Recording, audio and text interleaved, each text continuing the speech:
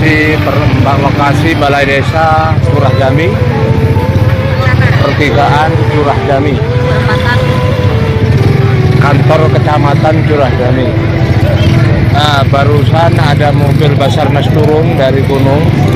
Info yang beredar ada jasad di sisi kanan Gunung Piramid, posisinya jurang sebelah selatan. Ada jasad yang diperkirakan jasadnya adik Torik. Info terbaru yang bisa disampaikan.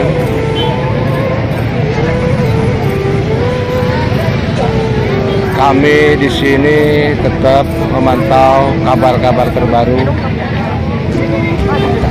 kejelasan apa betul jasad yang ada di Gunung Piramid adalah jasad adik Torik atau bukan. Sementara semakin lama masyarakat semakin antusias, semakin ramai untuk menyaksikan jalannya evakuasi. Tapi kayaknya cuaca tidak begitu mendukung karena ada rintik-rintik hujan. Kemungkinan besar evakuasi akan dilanjutkan pada esok hari.